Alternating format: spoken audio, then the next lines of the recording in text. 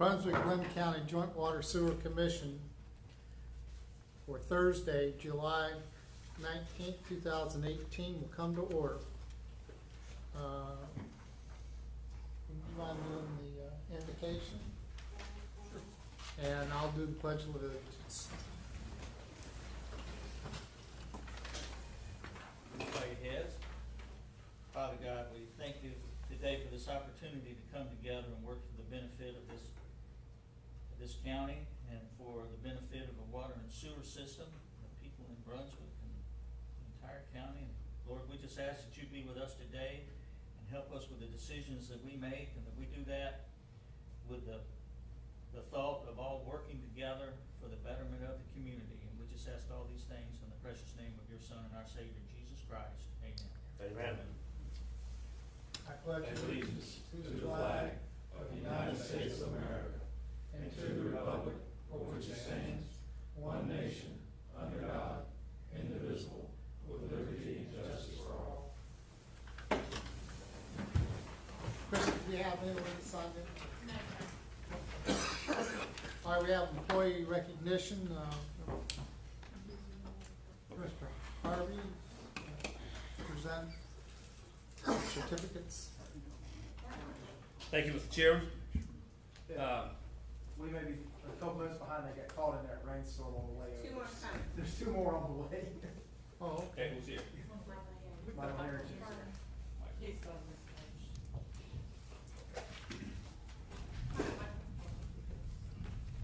Mr. Harrington, please come forward. Also, his supervisor. Okay. First of all, thank you for joining our team. This is the best team going here, and for you being that only the best come here, so I appreciate that fact. Also to the supervisor. This states that Michael Tyrone Harrington Jr. Is now permitted to practice as a wastewater collection system operator in the state of Georgia, entitled to all the rights and rights and privileges allowed under the Registration Act of Georgia. And it's a testament of you completing your test. It says board examiner for certification of water and wastewater treatment plant operators and laboratory analysis certified that Michael Tyrone Harrington has satisfactory completed the necessary qualification as required by the laws of the state of Georgia, and duly certified as a water collection system operator.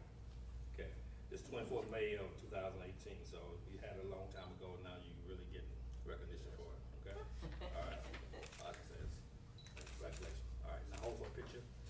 Come on in here, Kirk. You getting another right here.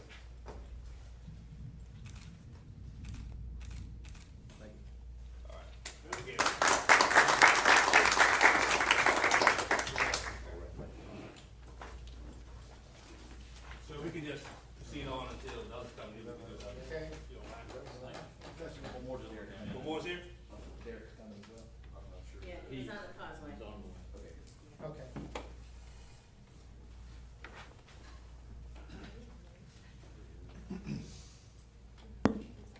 All right, we'll just go ahead and start with, go through the approval for the minutes on to the July 5th meeting. I believe all these were sent out to you last week.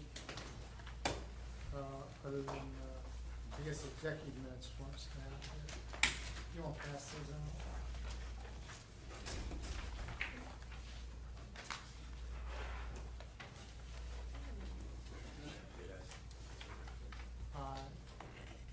So that we can get people back to work as quickly as possible. We'll interrupt again and we'll do the presentation. Cindy?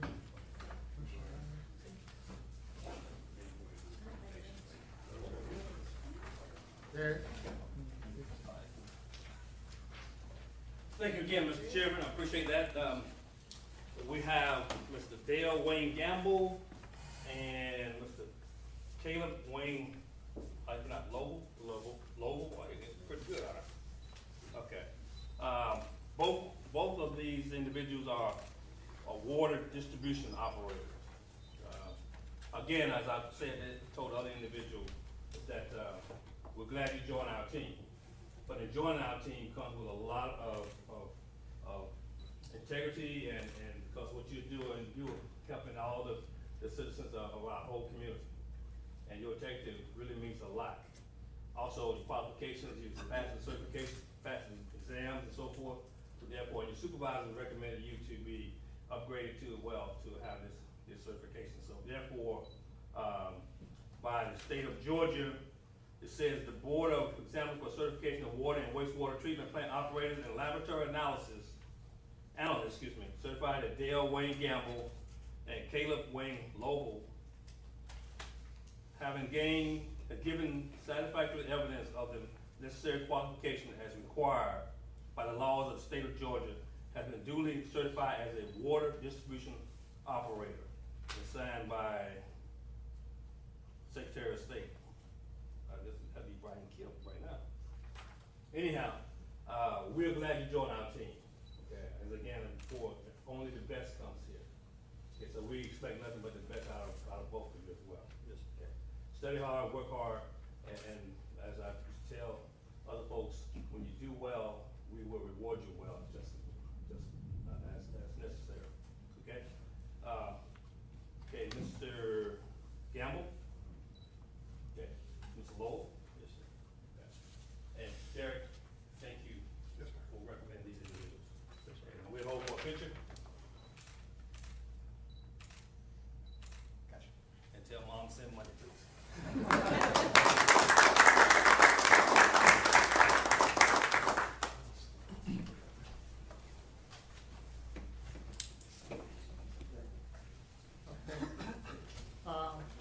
I'll take a motion to approve the minutes.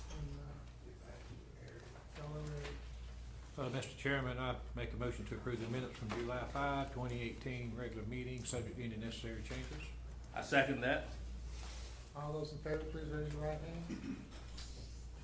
Minutes are approved. That motion include the executive minutes? Mr. Chairman, I make a motion to approve the executive session minutes from July 5, 2018, subject to any necessary changes. I second that too. Okay. All those in favor, please raise your right hand. And the minutes are carried. Okay, we'll get into the Frederick Township unsolicited proposal, Mr. Donovan. Okay, I'm sorry.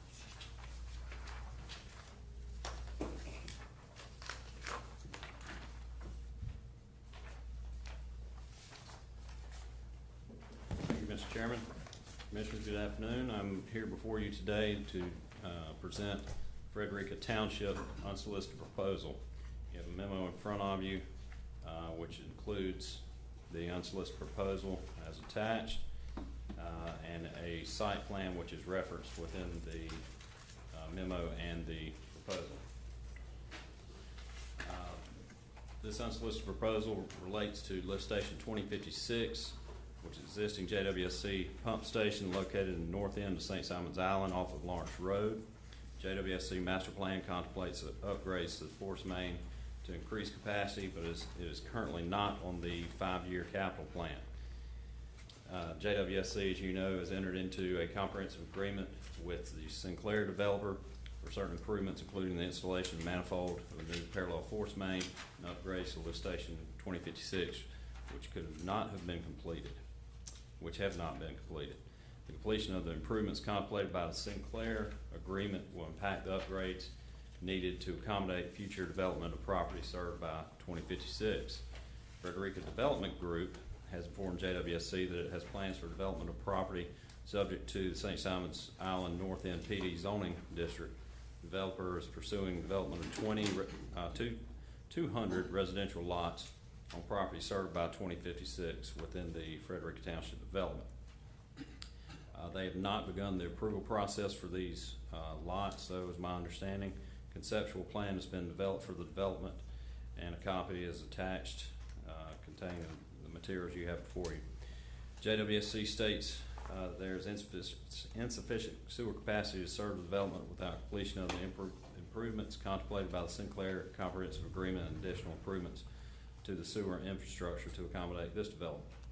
Developer proposes to fund and contract for the necessary improvements to the sewer infrastructure in order to provide the capacity for the development. Developer will work with JWSC to determine the upgrades and repairs necessary to provide sewer capacity for the development following approval of this unsolicited proposal, and submit a comprehensive final agreement setting forth the improvements to be made. A partnership with the Sinclair developer is certainly possible. The developer proposes to fund and contract for necessary improvements to the sewer infrastructure in conjunction with the Sinclair developer in order to provide for capacity for development in excess of the capacity created by the Sinclair agreement. The developer will work with JWSC and the Sinclair developer to determine the upgrades and repairs necessary to provide the capacity for the development following the approval of this unsolicited proposal. The utility and developer desire to investigate further the prospect of improving the infrastructure in this basin on a timeline that would be sooner than as proposed in the 2016 master plan and the current 5-year capital improvement plan. If JWSC staff determines that the proposed project is feasible and reasonable, the JWSC and developer will propose to enter into a comprehensive agreement wherein the developer will pay for or perhaps construct the project or portions thereof and dedicate if necessary the same to the utility. In exchange, the utility will either reimburse the developer through applying an equivalent amount of credit towards future capital improvement fees that would otherwise be due upon the development of the property, or simply allow the developer to pay for the project or a portion thereof. This proposal is again in its infancy, and whether it moves forward will be dependent on the JWSC staff evaluations and the extent of the developer's ability to contribute. Coordination with the Sinclair developer will also play an integral part. The below motion does not bind the JWSC to move forward with any project, but only directs the JWSC staff to study the proposal's reasonableness and feasibility. Of course, the developer is submitting a fee in accordance with the unsolicited proposal policy that will assist in offsetting the staff time it will take to evaluate the proposal. If the proposal is deemed reasonable and feasible, I will work with the developer and the Sinclair developer to structure a comprehensive agreement, perhaps amending the Sinclair agreement that will subsequently be presented to the JWSC for approval or rejections. Any questions? I have a question. We've approved the Sinclair agreement, right? Yes, sir. And they're proceeding with that. Is that affecting this pump station? Same pump station. Yes, sir. It's the same pump station, but the Sinclair development has not gotten their approval yet. That's correct. So that the agreement that we entered into, they haven't started anything yet. That's But their agreement, was that making the pump station large enough to handle this development also? not to handle this and only the Sinclair need, only their need. And we were also gonna be upgrading the force main with that. Is that the same force main we're talking about on this? It's the same force main, Okay. Charlie, if this isn't binding or anything, why do we have to approve one way or the other? I mean, if it's just to allow staff to work on something, to bring something forward, why can't the staff just work on it and bring it forward when they're ready? Why have to have a preliminary motion to allow staff to do what they're probably already doing anyhow? And I'm just educating me, I mean. Well, there is a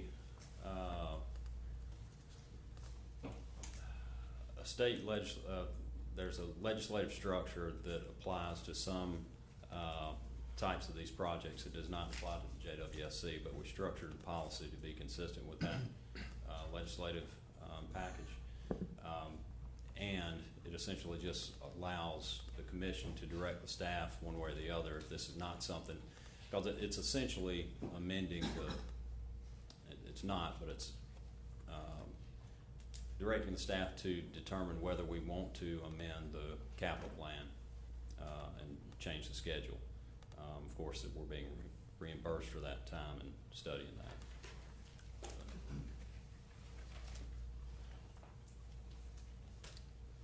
So does this plan says that they are going to do something to our lift station? They're gonna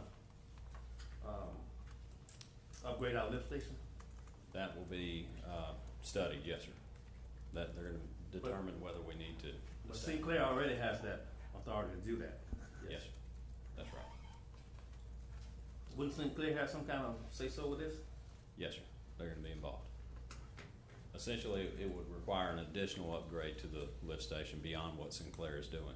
So they'll probably partner to do the project. Probably. Okay. They may. Do we have a 5-year capital plan that's been approved? I believe so. We don't have a recent capital. I've got one in there, but we haven't gone through it and made one of our efforts, is which plan ready and to, as soon as the dust settles a little on some of the other parts, we've got right now scheduled a workshop. We wanted to make sure that in that capital plan, we cover those initial rehab needs. We talked about the 2 treatment plants. And they don't want to be, going in half-cocked on that. So we'll be looking to schedule something on that in the next few weeks. But this is talking about modifying that plan that we don't really have yet, right? I was under the impression that we did have. Well, we're working off of one that hadn't been Okay. officially approved, but it's not in the list of projects we had for the monies that we envisioned. Yeah, can I make a motion? Go ahead. I hereby move that the JWSC approve the unsolicited proposal submitted by the Frederica Development Group, subject to receipt of the unsolicited proposal waiver and associated fee. I further move that the JWSC staff evaluate the propriety, feasibility, and reasonableness of promoting the priority of this project for a portion thereof. Further, I move that if the staff recommends moving forward, the JWSC attorney negotiate the comprehensive agreement for subsequent review and approval or rejection by the JWSC. A second. Is there any further discussion? I have one question. From 2056, that flows into which, 2032. okay, and this does not impact 2032 at all? 2032 has capacity. Any other questions? All those in favor, please raise your right hand. Motion is carried. We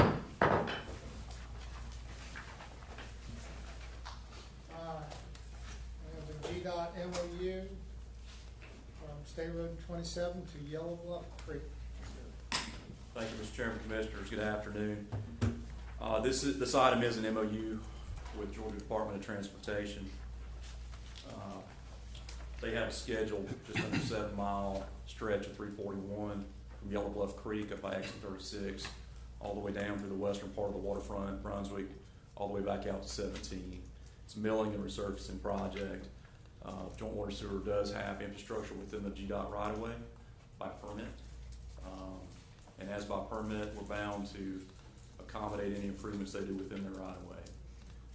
I've got some quick facts up top, just to try to break down what this is about. This is grade adjustments. That's all this is. It's not new infrastructure. It's grade adjustments to existing manholes and existing valve boxes within the GDOT right-of-way. Their project is scheduled to begin October of this year. Preliminary estimate, and I'll explain a little more on why it's an estimate, is $77,000. The funding is scheduled to come out of, or earmarked to come out, if approved, to come out of repair and replacement funds. And we have that, Mr. Jenkins identified that monies. MOU has been reviewed and approved by JWC Legal. There's an attached map, it's next page, Exhibit A, shows the route, essentially like I said, up by exit 36 down to the south end of town. In accordance with Georgia DOT's utility accommodation policy, us being a permittee, we have to abide by that. The standards manual, we've located and identified all existing facilities located within the pavement that are presumed to be affected by this milling and resurfacing project. We completed and submitted the form the Georgia DOT requires to identify these facilities that are needing modification. The way the process works is DOT will then come back with an estimate using their unit prices for the amount of work. And the whole premise behind this is, do we, a couple options we're looking at here. What this MOU is basically to participate or cooperate with them on their contract. I'll jump down here to the options for action.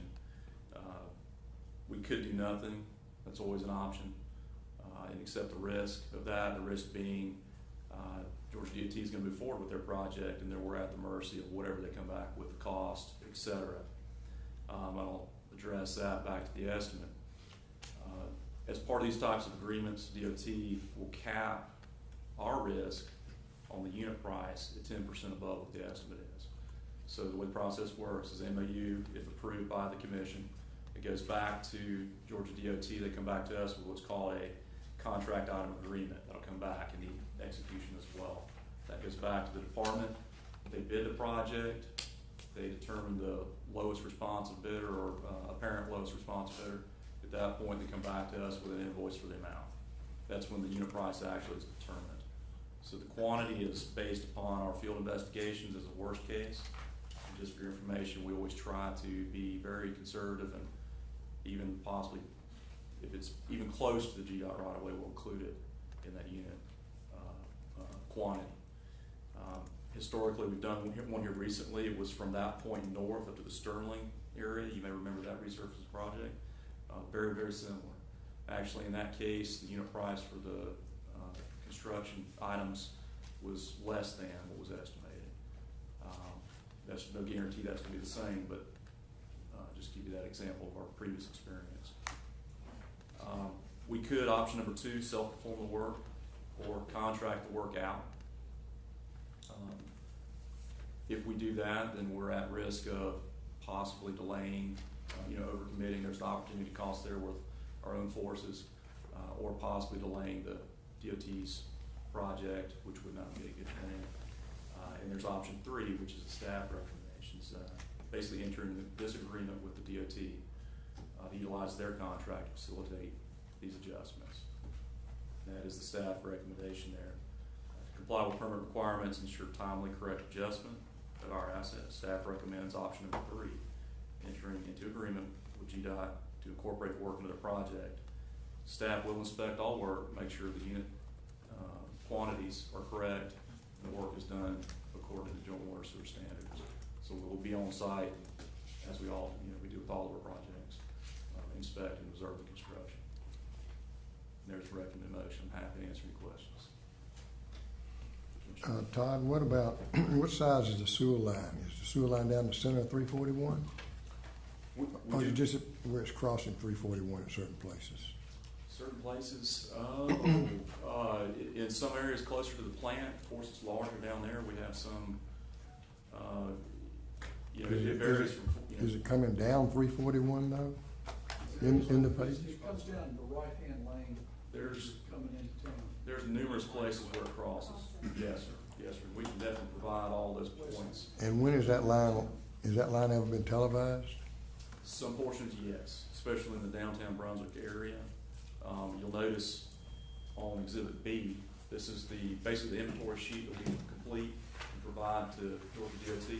That's the basis on the quantities that we provide to them. You'll notice about 2/3 of the way down, you'll see something about a repair that's referenced. They're very particular about any facilities, permitted facilities within their right of way, and they've actually asked us to inventory or assess the existing infrastructure and provide them with basically a defect list. Do we need to, are we ever gonna need to increase the size or of either the water lines or the sewer lines that we're talking about here? There, I would say that's something that in some areas, there are some areas that would be planned to be to upgraded, upsized. Is this T-Splosh money that they're using for this? That I'm not aware of the funding source. Because I wonder if that does not cover this kind of cost, when it's T-Splosh money. I didn't think we passed T-Splosh. But we didn't pass T-Splosh. Didn't we pass it for the whole overall area? No. Okay. I don't think they have any T-Splosh in Glynn County. So what? T-Splosh. What about? Do we have any money for T-Splosh in Glynn County? Don't have T-Splosh. Okay, so we didn't pass it. This is, I know about this because I asked DOT when I went up to Atlanta 2 years ago, about resurfacing 341, and they told us, believe it or not, in that meeting in Atlanta, that they thought they had the money to do it. They came down here, and they've already done about half of it. They started out at Zuda Branch, and they came into Yellow Bluff Creek. And basically what they're doing is just milling and resurfacing. You know, yeah, that's what they're doing. And these manholes, you know, they've got to be dealt with because they're going to raise the, but it's the same thing they've already done on half the road. They're just now doing the other half. Of course, if they mill, we might not have to raise it much then. Depends on how much they mill it. It does. Typically, one thing, the detail of the actual work itself, typically they go in and they'll lower, DOT requires manholes, et cetera, to be lowered below the milling elevation. They'll mill it and they'll come back up. So whomever does the work actually has to go in twice and touch these things twice. There's twice the opportunity to succeed or not succeed. Yeah, I think the option 3, in my view, is the way to go because that coordination factor, and plus the, you know, in the lowering and then the raising of the manholes and the valve boxes or whatever you have. You know, if they do it and there's a problem with them, then they gotta correct it. I'll just add, thank you, Commissioner. I'll add to that, we've got a very good relationship with the regional office there in Jessup, utility division, and they're all for us being on site, and they're going to make sure that we're happy with construction, and that's in the MOU as well. It's spelled out clearly. So we have to say the final say, you know, if the work's been done properly. On Exhibit B, the date, anticipated date to complete repairs, that date's already passed. Oh, yeah, Commissioner Cook, thank you. So what that was, is I didn't clarify that. That was a specific point repair that we have already done. So in the assessment and the inventory, we specified a valve that needed, the distribution had a valve that needed to be fixed. We actually self-performed that work. That's already been done. That's not included as part of these, this MOU.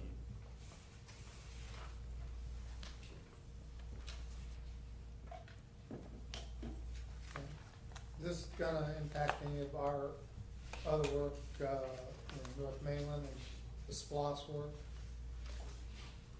I don't anticipate it to. This project will begin in October. It's scheduled to be let in October of this year. They move pretty fast on that first section of stretch from Zuda down to Yellow Bluff. I don't expect it to. We would expect any work we did on that North Mainland SPOS to actually be boring under the road and not be doing any work in the road. Doing work on top? Right. In 341 anyway.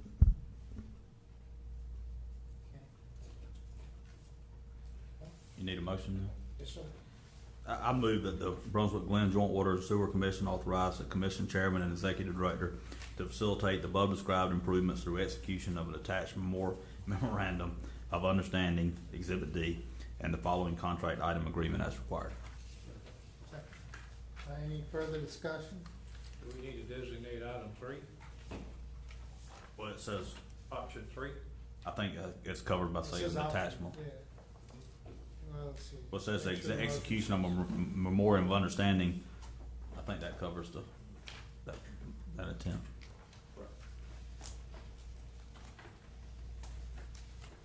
I think, Second. let's amend the motion to say option 3, meaning that enter into the agreement.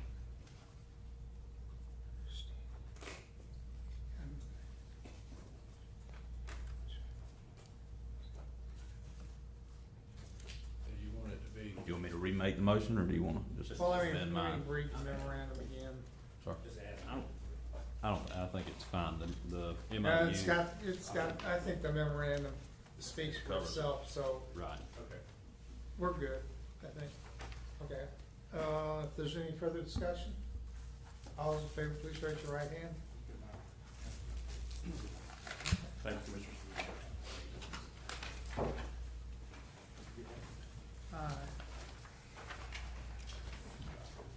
Okay, Commissioner Adams called and said that he was, had some other business that he had to take care of this afternoon.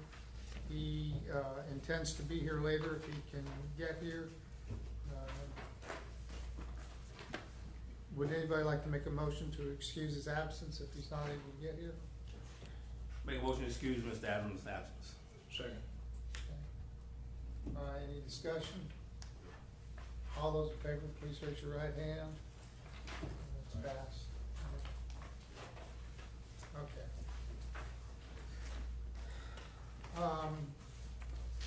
You have a discussion on wastewater treatment plant flows. Yes, sir. In your packet, how y'all doing today? Commissioners. Or in your packet, you will find a spreadsheet of the current flows, current data for the month of June, along with previous months dating back to January 2017. Basically, start from the beginning. If you look at the permit limits at the bottom, it'll give you an idea of what we're trying to achieve on a monthly basis. Looking at the month of June, influent 8.9, influent 9.2 at 68% capacity. pH, flowing at 7.2, BOD 125 for the month, GSS 132 for the month. NH3, which is ammonia and phosphorus, we adding that to the influent. We want to get some influent data to see how well we're doing it on the effluent side. It's reportable on the effluent side, but not on the influent side, but we're going to get that data. The same data going out as coming in. We're going to do it in Academy Creek, it's 5 days a week. Dunbar and Southport is 3 days a week. We're going to go ahead on and include that data, and make sure testing that the lab is running each month. The effluent concentration numbers, which, like again, I point out the permit limits at the bottom, so we meet or exceed those numbers very well. Removal efficiency, BOD TSS, pretty much stay up in the 90% range above.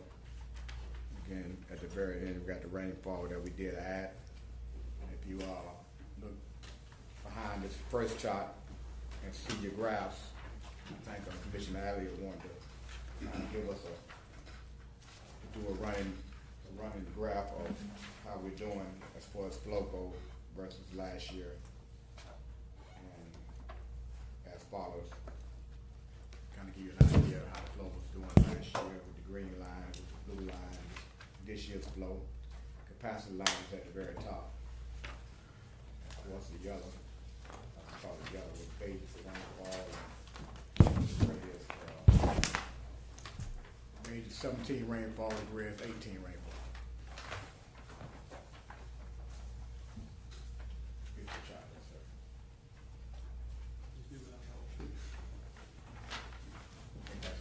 Mark, what you talked about why the influent flow is different than the effluent flow?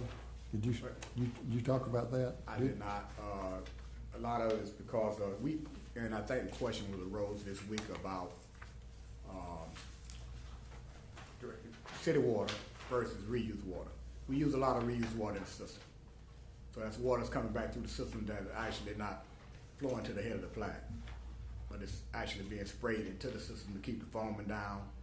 A lot of duct pressure water goes to the head of the plant, but a lot of water that's used inside for clarify cleaning, a lot of that water do not go back to the head of the plant, so we use a lot of reused water. And the influent number that you see does not include the final discharge either. Okay. Okay, so we're not using production. And of course, we need to make the point that the permit is based on the effluent flow, not Right, your that's another flow. Yeah.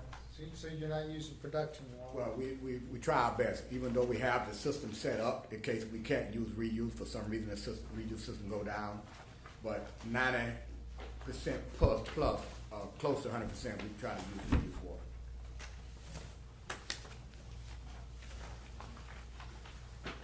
I think you want to chart those numbers. You want to put them on the. We'll try to do Okay, we'll try to chart those numbers each month of what city water we use. Do we use reuse water at Southport? Southport, we got reuse. Dunbar, we don't. We had that in the capital improvement to put a reuse system in at Dunbar, but we never materialized it just yet. That's one of the upgrades that we want to do. You don't have any meters on the reused water, do you? No, sir. I can understand the reuse water if it's, used for irrigation on the site or something like that, but not when it's used for wash down or something like that in the basins. We washed I down. think a lot of it has to do with our meters, perhaps more than that.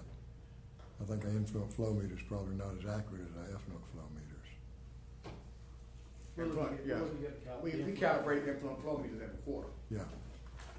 Influent flow meters too? Influent every quarter at Dunbar.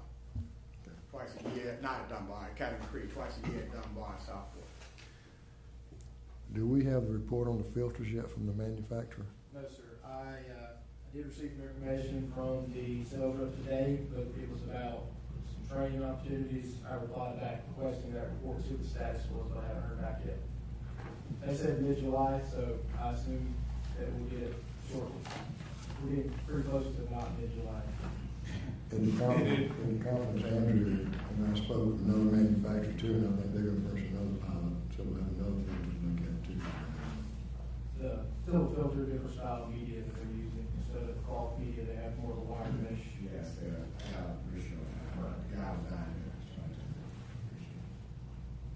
So the study you did, not who gonna go with? No. We haven't got a report back on that. This is a different style filter, and they're willing to do a pilot just like the other ones, and we'll have data from both sets to compare to see which one's more. So when was set up with the pilot? When the pilot's gonna be done? Are we doing it now? We're not doing it yet. I talked to this gentleman on Monday, so Okay. it's not quite set up yet. We're working through that, but we'll get it as quick as we can. Okay.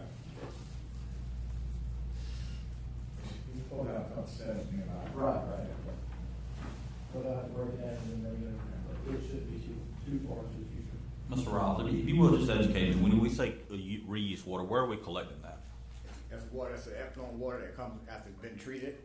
Is that basically the water that's dumping into the marsh? I mean, that clear Yes, sir. water, so we're just collecting it right before it goes into the marsh? Just before it goes into the marsh and we pumping it back through to the plant for use. So it's not potable, non-potable water. But we're not doing that on the island. No, don't buy Means there's no production cost on the water, so we're not, it's free water. Right. So just, you mentioned that, there was a capital item at some point to do it on the island. What, I mean, just order of magnitude, what kind of dollar figure was that? Oh, it's not that bad. I think we can set up a system with less than half a million maybe. Oh, There's some repiping that has to be That's a done. repiping, so pumping out of the contact chamber. Any questions? Okay. Dunbar Creek? Oh, Dunbar Creek. okay. Okay, Dunbar Creek, as you look at your numbers here, again, at the bottom, permit limits. Pretty much based on effluent limits. We do have title limits over there as far as our point I want. We take NH3 and phosphorus 3 days a week, and we average them out through the month to get what we get those numbers. We just started probably the last week of last month when I requested to put the money on. But again, title limits at Dunbar, DOD precisely the 5.0 that we definitely meet or come close to every month. And I think the other thing we was concerned about is capacity over there. We don't have heavy rains. If you go back and look at the flow, we do okay as for average flow coming into the plant and leaving the plant. But of course, with heavy rains, look back at September of 17, October 17, got pretty heavy in capacity, minimized at that time.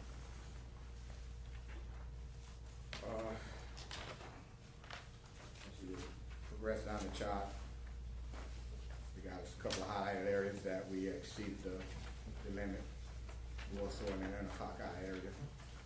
Another form of testing for coliforms. We disinfection is a little bit different. If we have a problem with the UV, it could cause us to have higher numbers before we can really figure out what's going on. The intensity of the bugs could be dirty bugs, it could be bugs that the intensity is not, not so great anymore that we got to buy and replace. It's definitely a money pit. The biggest one is when the hurricane came through, wasn't it? Excuse me? The biggest one is when the hurricane. Yes, sir. Yeah, that was during the hurricane. So, I got a question, Mark, on Dunbar. We still having trouble with the heavy rains. We haven't. I know we was in the process of getting that fixed. I guess that would seepage. I guess rainwater. right. Yeah, we got some our study that we're working on over there. I think we're attacking that problem. I think we kind of set up. We've Sir? completed the flow monitoring. We're working on doing the evaluation of the previous assessments of all those lines to overlay them with the most impacted basins over there. And then we're gonna move into, maybe not even wait on that, we're gonna go ahead and do smoke testing and dye testing. Right. Which will help us figure out where we've got laterals and other places where surface water is getting in during rain events. So if we get those things knocked out, I think we're gonna probably find some real low-hanging fruit that'll make a big impact over there.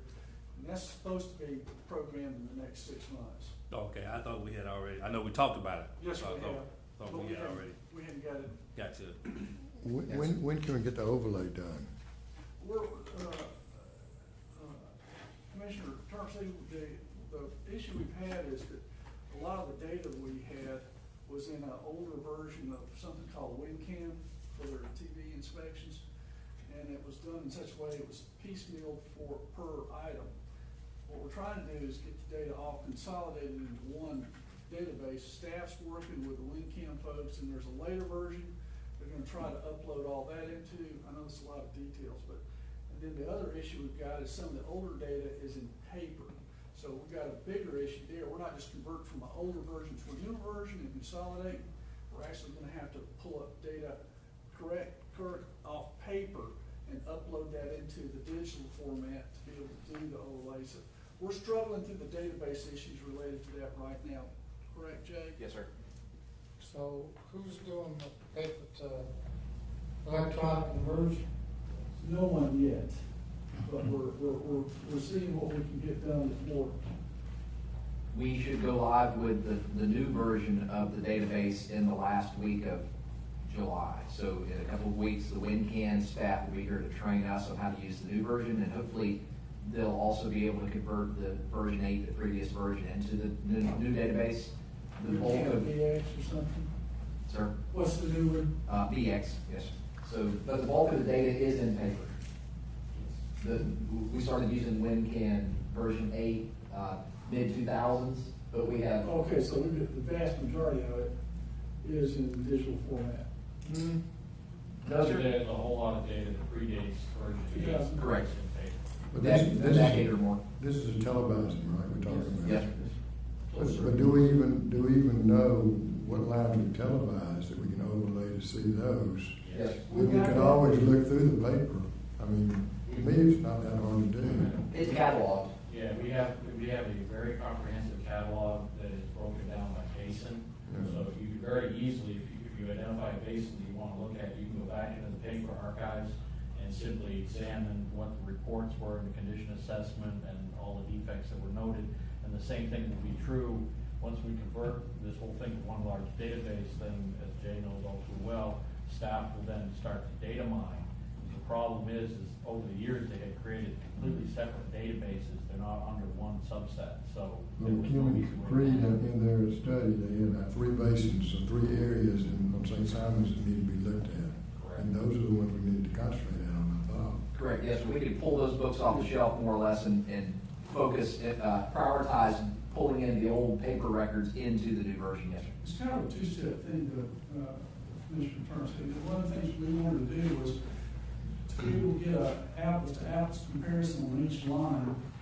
They're basically using the standardized scoring they have on defects, get a total score for each line asset, take that score, divide it by the linear feet, find out the number of defect points per foot, and then go after those with the highest scores. I mean, we can do what we're saying manually, just a lot of work. It may take a while, even if it is focusing in on 1, 2, or 3 of the most critical places initially. But we can do that.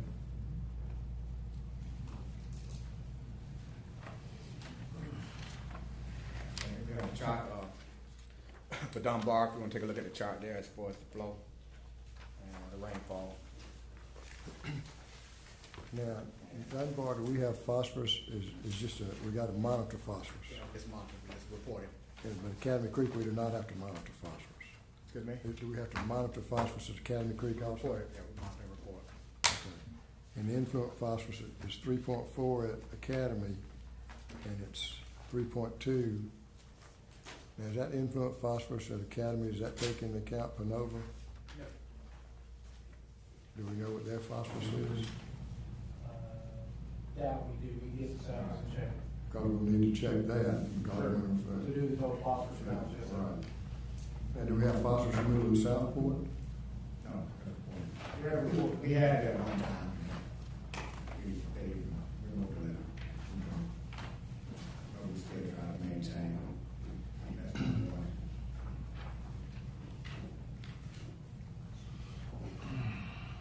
way. Use some more flow in Southport. Everybody willing to move that way? Can't do that. Okay. I'll help there.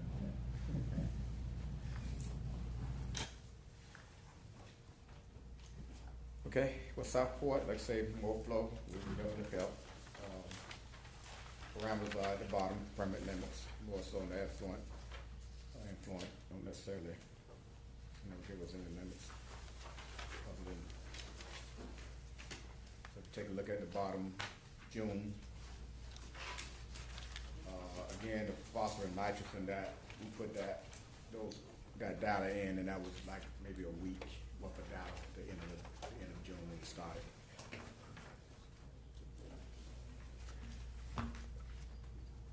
And we got a lot of rain today, so just waiting on what July gonna look like. It's coming down out there right now. Mark, on Southport, the effluent phosphorus is 0.4. We're not adding alum or anything there, are we? Yes, we do. But We use phosphorus, alum is out there. phosphorus is not in the permit? It's not in the permit, but when we first opened up the plant, it was 1 point or less. Right. We was using alum at that time, so we continue to use alum. I mean, it's not a big expense. I think we probably buy it twice a year, and we just try to keep the numbers down. Yeah, okay.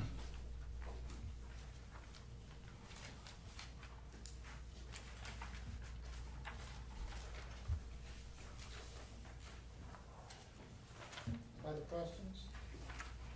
You're doing a good job.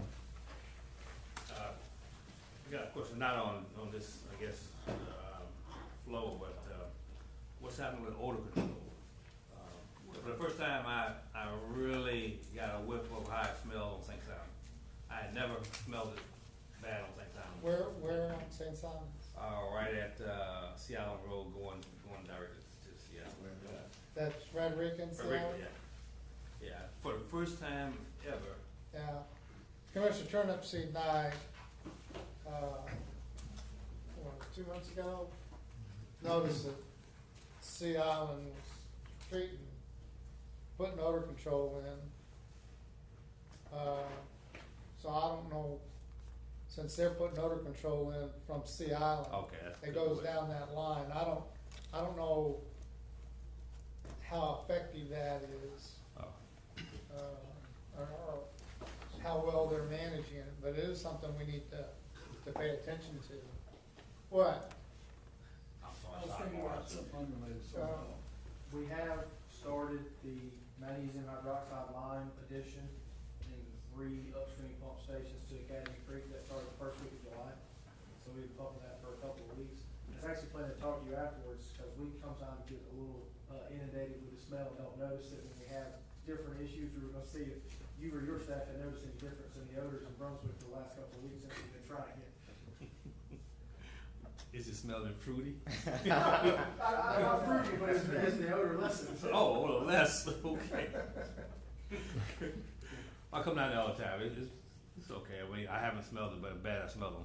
No, it's bad whenever it's, that's a long line that runs from their station all the way to that manhole. I was just surprised, I was just surprised, man, I had never, ever, as much as I've driven on St. Simon back and forth, but until the end, it just.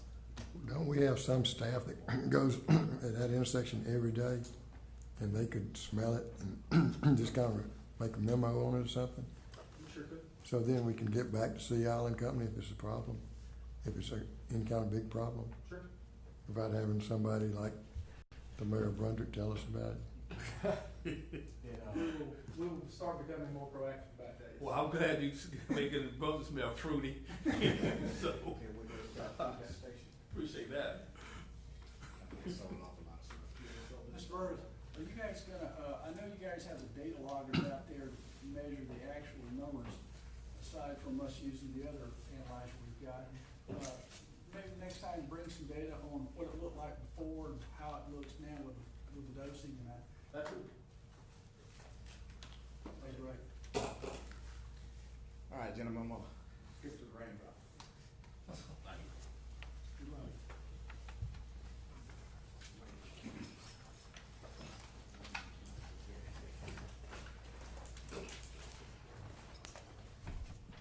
Good afternoon, gentlemen. This presentation has been postponed so many times, you're either very anxious to hear it or you forgot I was going to give it in the first place. So the first thing that we need to discuss is the online and lobby payment transactions. And as we discussed on June 21st, we're presently working through the last details of moving our online transaction process from Paymentus to BB&T Bank. We'll also be moving our lobby transactions from a company called Bank Card to BB&T Bank. And we expect to have this process completed by August 1st. The lobby change will be transparent to the customers, but we will need to reach out to the 80 or so customers that have set up recurring payments through the online portal and have those transitioned over to BB&T. The call center is going to begin taking phone payments tomorrow. So they'll be able to process a call as they're communicating with a customer what the balance is due. They'll be able to say, would you like me to process that payment for you right now? So we can get that taken care of quickly.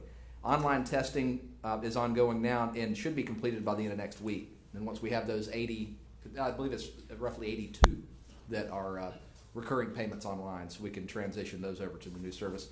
Once we've transitioned over to BB&T Bank in the lobby and online, our team will begin working on the implementation of the other features that we've been asking for: auto draft, e-check services, and paperless billing.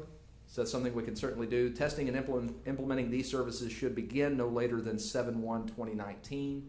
I'm hesitant to say the go-live date on those services until we start to see what type of challenges we're going to face with the billing system. Any questions regarding online and lobby payments? What kind of,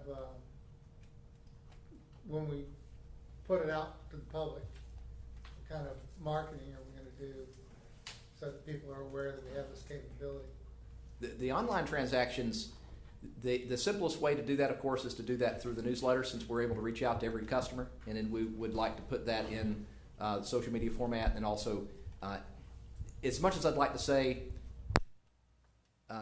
the newsletter reaches everyone, it doesn't. And some people either don't receive their bill. It might be going to a company that one person receives that, but the people that really need to hear the message aren't getting it. So if we choose to do so, we need to look at other means, printed media, perhaps even radio, or put that in the newspaper so we can put the word out, because that has been a long time coming, as far as especially waiving the online transaction fee. But yes, sir, we'll get the word out for sure. Well, I know that any public meeting I've been at, somebody always brings it up why they can't do certain things. Yes, sir. Any other questions regarding payments? We can talk about deposit refunds. Sure. So the ordinance already references our ability to return the deposits after paying on time for 36 months. And the previous billing system did not have a method to run this check automatically. The new does. The new system cannot calculate the 3-year credit worthiness at this time, as we have just 1 year of history to go on as of July 1st. As a compromise, we will credit the deposit to the account for any active residential customer that has been with us for 36 months and has a zero balance as of July 1st. The first batch will not be credited manually by staff as the volume's in the thousands and would take us months to process. So we've asked our software vendor to process the credits as a batch. There is a functionality that's built into the system that will allow us to refund all of the deposits at once, but no, we want the ability to set the rules so that we're catching those that are 36 months, have a $100 deposit or less, so that would allow us to fine-tune who's going to get that, which means that as that compromise entails, we're not going to be looking at creditworthiness. We're not going to be looking to see if anybody had any overdue payments during that 36-month period. We're not going to look to see if they had any late fees during that 36-month period because they simply did not come over from the old billing system. We only have 1 year to deal with, so the simplest method to get this show on the road is to essentially credit those that had a deposit 36 months or older and $100 or less. So we'll be working with Harris to get that processed within the next 30 days. The July newsletter has indicated these changes in policy. So obviously it was already law, it was already in the ordinance, but now we're just making good on it. Staff will now review accounts at the end of each billing period and determine who will receive the credit of their deposit manually until July 1st, 2020, when the credit engine will work automatically within the billing system.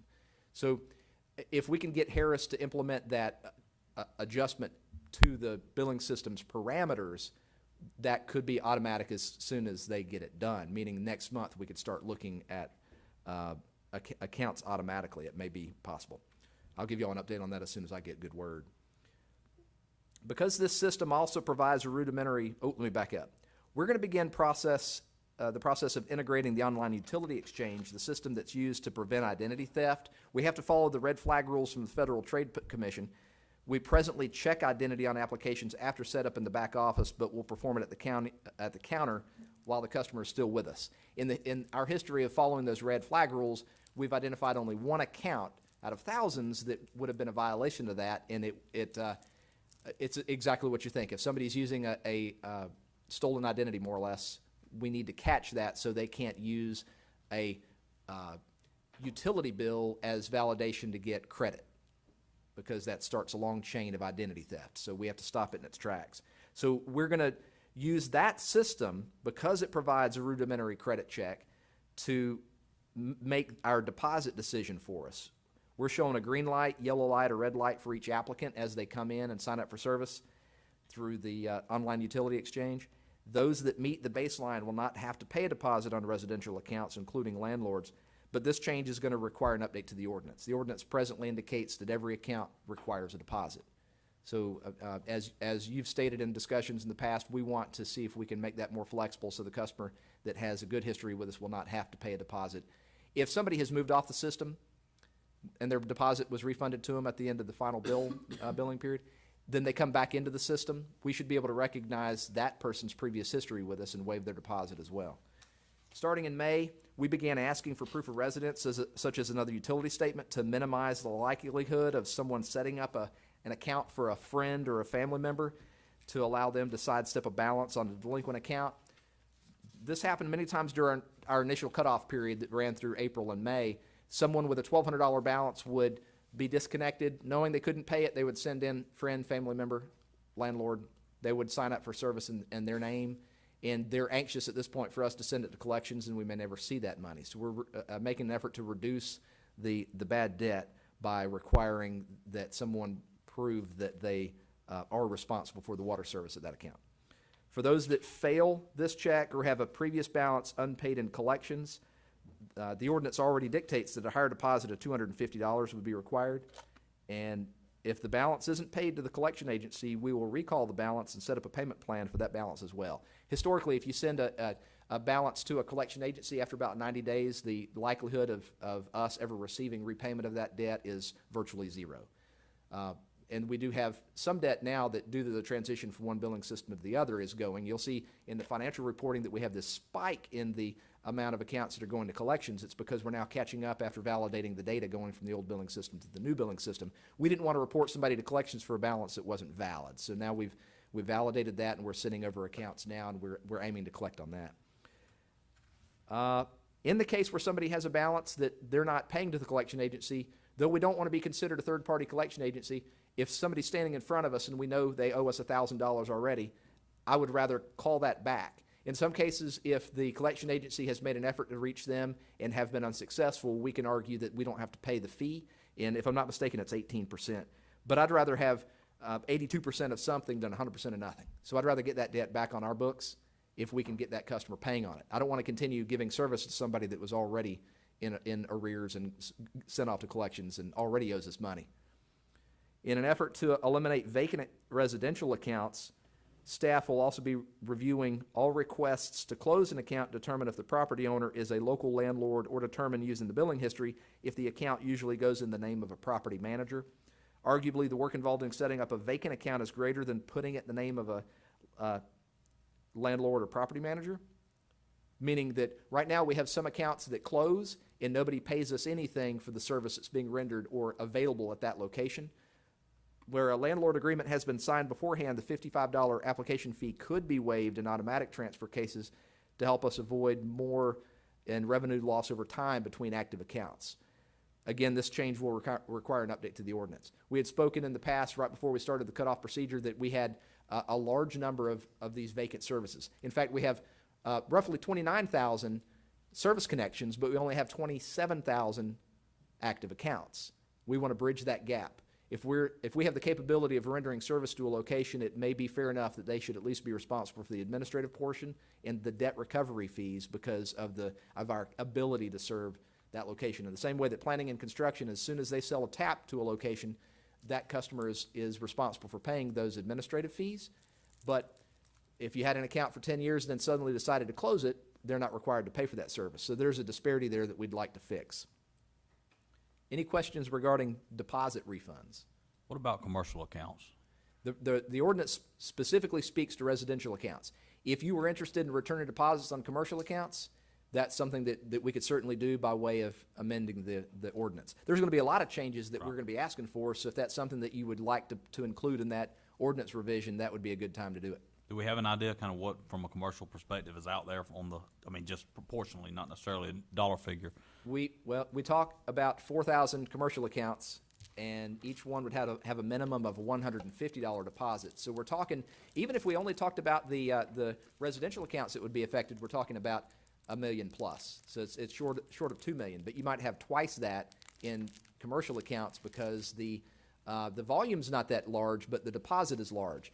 The deposit's $150 times the residential equivalent unit. So if you have a restaurant that might have an REU of 40, it's 40 times 150. So you'd be given that back.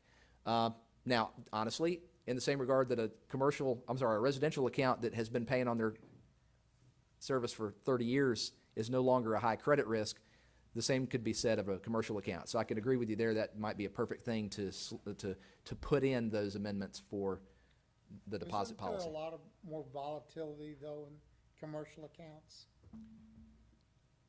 The primary volatility is this. If you're, it's just the law. If you're an S-Class, C-Class, an S-Corp, C-Corp, LLC, and you decide to fold, I can't get much money out of a business.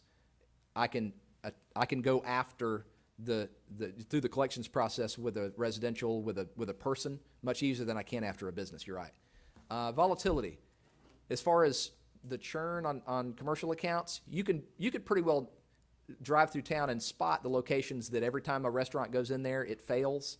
And that's correct, but we would have that 3-year. Most businesses fail within the first year if they're going to. If we're looking at 2 years or 3 years, I don't believe that we would be at any significant risk if we returned somebody's deposit to them, even a commercial account, after 3 years. I agree with that. My personal opinion is we've been holding somebody's money 20 years, 30 years, even 10 years or 3 years. We ought to give it back once they've established a good payment record. And if we're already amending the ordinance anyhow, there's no point in amending it twice if we change our mind 18 months from now. Might as well add that to the ordinance, get it all done at one time. But my perspective is that we should return everybody's deposit after a defined amount of time. And whether it's commercial is 3 years or 5 or whatever, I think 3 is plenty. But if whatever we define it, I think at some point we should return people's deposit, my opinion personally. And if we're talking commercial, just to name names, let's pick one. If you can think of a franchise restaurant like a McDonald's, returning that deposit to them is perhaps not going to make as big of a difference as returning the deposit on somebody that's been with us for 37 months and as a sole proprietorship that's running a small restaurant but might have as high a deposit as a McDonald's restaurant. So that's going to make a bigger difference to that sole proprietorship than it will a corporate body, but our system doesn't draw any distinction. It's either residential or non-residential. So if we follow Commissioner Stevens, can we get data that says that what we think? Certainly, absolutely, yes, sir. I mean, I'd like to see some data. I just don't want us to conjecture. Correct. We can do that. Any other questions regarding deposits? Well, all of that go a long way toward goodwill with the community. It would, yes, sir. And the money is sitting there, as we've discussed in the past. It would be arguably put to better use to put it back in the customer's hands than to leave it sitting in the bank. Yeah, I agree. I mean, I appreciate the request for data. I think that a lot of things, most things that's definitely we need the data on this. I mean, it's either we kind of conceptually agree we want to pay them back or not. It doesn't really matter what the money, how much the number is, because it's not like it's coming out of our operations anyhow. It's coming out of an account that we're not really using. I mean, I just think we should, after a certain amount of time, whatever that time is, maybe that's the data we need. But I think after, I think 3 years is, if somebody's got a good payment history for 3 years, that ought to, reward getting their deposit back. Thank you. And we can certainly provide the stats that show that by far, mom and pop single-family residents, those are the bulk of the accounts that go to collections, not commercial accounts. When we send back the deposits, I think we ought to have a thank you letter in there too. Yes, sir. We intend to have a statement that's listed on the bill, because the idea is we're not mailing a $100 check out. We're crediting on the account. So then for that first month, we'll have a statement on the account that says, thank you for your patronage. We've returned your deposit based on your payment history. So in some cases, if you have a water-only account like I do, where I have a $25 bill, it might be 4 months before I have a bill due. That'll make you feel good, too.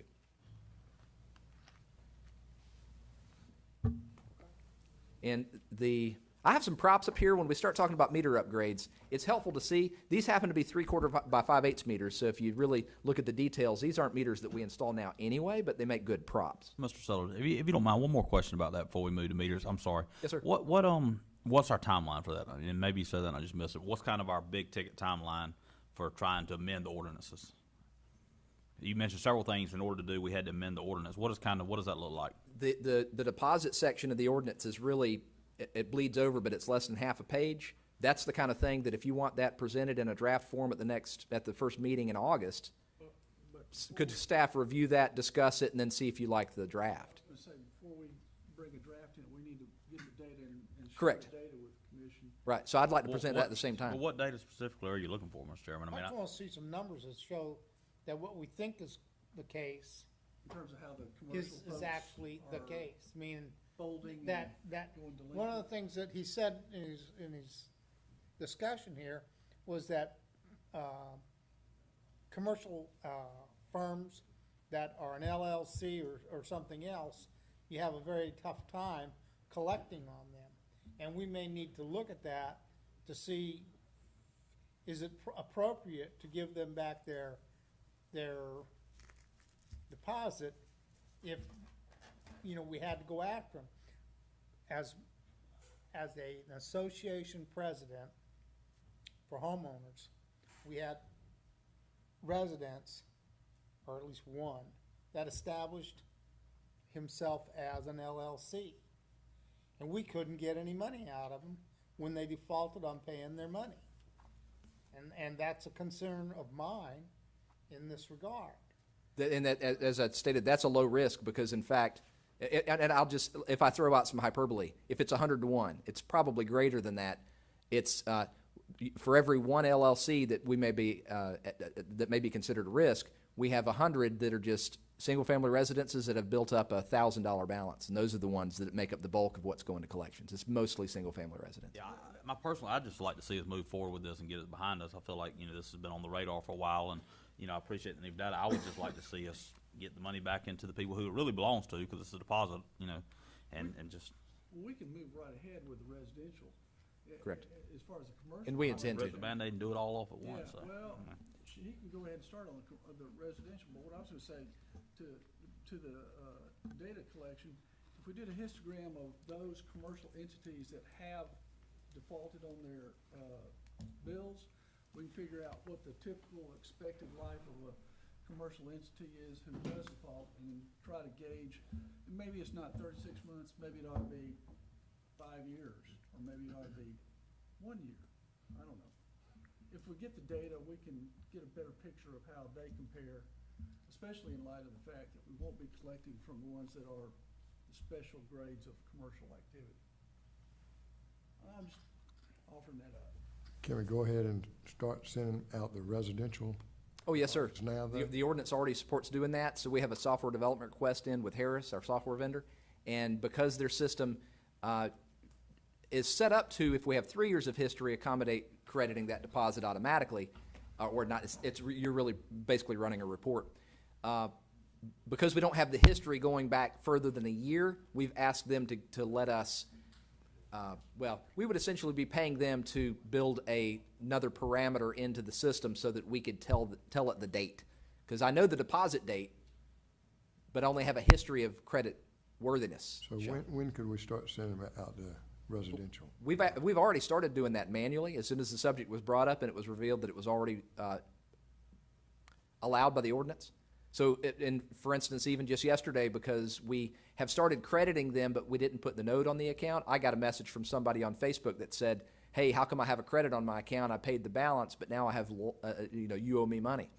And that's exactly why. We had already credited this individual's deposit yesterday or last week, and then sent him a statement showing he has a credit balance. So that's good news. The good news is we've already started doing that. That's the slow method, to do it as we run across the account. So we want the software developer to allow us to do the thousands that would need to be done in one fell swoop. Press a button where, we'll obviously generate a report, confirm that that's accurate, and then process those as a big batch. Already being done. The short answer is already being done. Moving forward. How soon before the developer fixes that for us? I can imagine that by August 1st, we'll have that first batch processed. Because we're not cutting checks, because it's a credit on the account, as soon as the development request is answered, then we should just be able to more or less run a report, confirm it, and press a button, make it happen.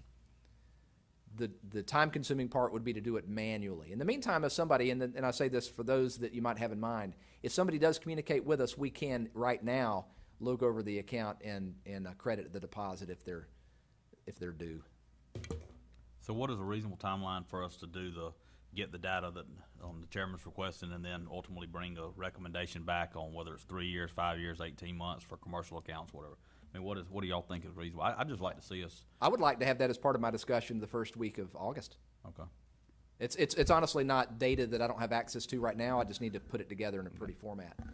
The ordinance changes. There's very little text that would need to change, so I could draft that. And meaning for discussion in August, I'd like to have that draft of the ordinance prepared, and the facts and figures that would back up our having peace about making those changes. And that would have to go in front of the city and the county, correct.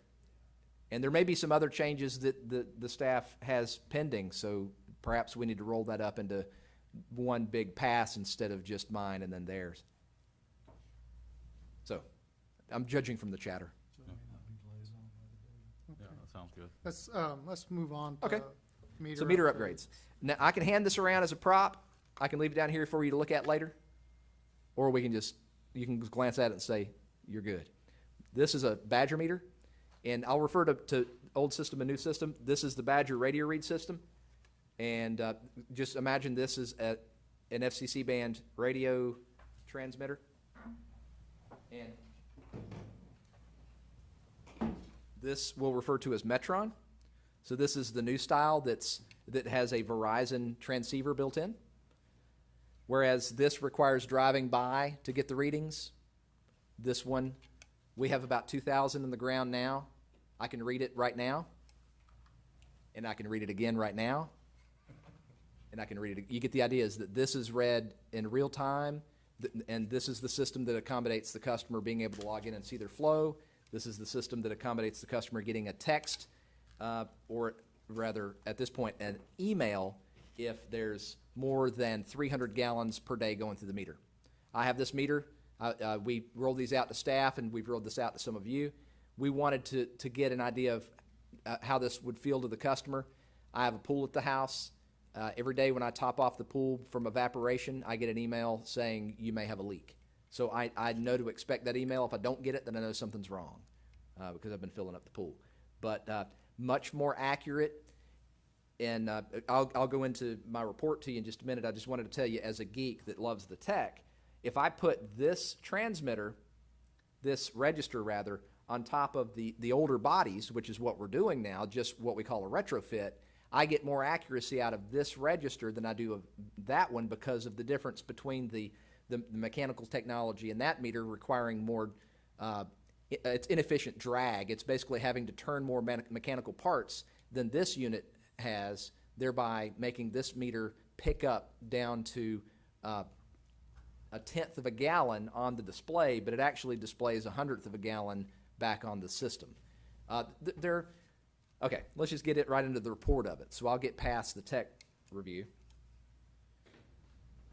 But my intention with the metering upgrades is to focus on enhancing customer service satisfaction by speeding up the identification of leaks, saving our customers money and trouble. So they're going to get that email alert the following morning after a day of more than 300 gallons, which is the nationwide average, not our system average, but that's what AWWA standards might refer to as a household average, 300, so that's where the trigger is.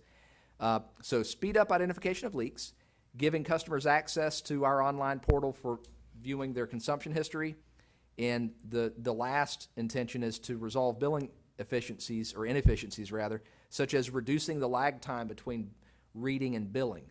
We spend, and historically have always for the city and the county utilities as well, if you think of a regular 30-day month, we spend 20 of those days, or we spend really the first 3 weeks of every month reading, and that might give us a week after that for maintenance if we have any repairs to do. That puts some strain on the schedule. How we have to read within the course of a month is affected by the time that it takes to go out and get these readings. The number of staff that are required, the wear and tear on vehicles, all of those things go into that. So our present goal, as you saw, is to perform these meter upgrades not as a function of revenue enhancement, because the small sample of meters that have been tested have at max indicated a loss of 3% of their accuracy in the customer's favor. The return on investment for a blanket upgrade from one system to the other of all the meters at this point would be too great to justify the upfront cost. We would continue regular meter testing to back up that margin with a larger meter sample, and meters below 3-inch could be tested in-house. If you walk out the back of the building and towards the annex, you'll actually see that meter testing setup. So we can test the 3/4 by 5/8, 1-inch, and 2-inch meters right in-house, and we do that. So from a historical standpoint, the last large change-out program took place from 2005 to 2008. That required a significant capital outlay in materials and labor over that 3-year period. However, at that time, both the city and the county had meters that had been in use for as many as 20 to 30 years. So in most cases, that meter change-out program yielded an immediate return on investment. Meters don't turn faster as they age. Meters that fail tend to lose accuracy over time, and typically not all at once. Those that do fail all at once will now reveal themselves to us more easily because we've begun reading and billing down to the gallon. That started in June. An account that was previously billed for 0 consumption will now show the gallons, tens, or hundreds of gallons of actual flow. If a meter on an occupied residence or business actually gets a 0 consumption bill from here on out, that will trigger a work order to follow up with a meter test. As of last week, we performed that test using the June readings, and we got 1,007. So at 1,007 of our accounts had actually been billed for 0 consumption. Now, if we take this meter apart, you can actually service this guy right here. Take the bottom off and find a piece of trash. Might be iron from hydrant flushing, blocking the impeller. If that's the case, that's not an actual 0 reading. That's a meter that's that's failed, then we can replace that.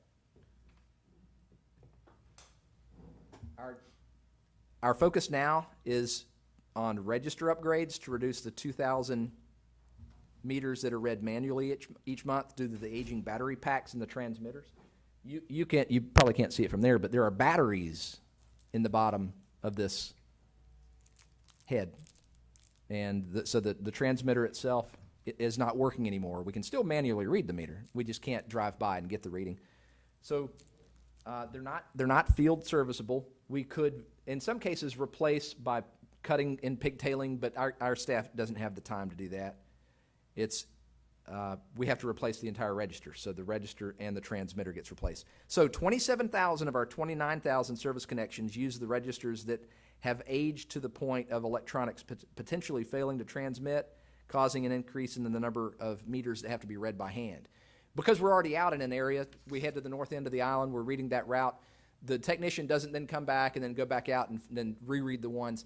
The system, as they drive by, will display on the screen which meters did not get picked up. They get out of the car, they read it right then and there. So that's a problem, because then what could take us an hour to read is going to take us much longer having to get out and read those by hand. And then, of course, the dream would be being able to read them all via cell service. But while the retrofit Metron brand register costs around $300, the brass body of the existing Badger costs around $600. So, like Legos, I'm marrying the register from the new meter onto the body, the brass piece of the old.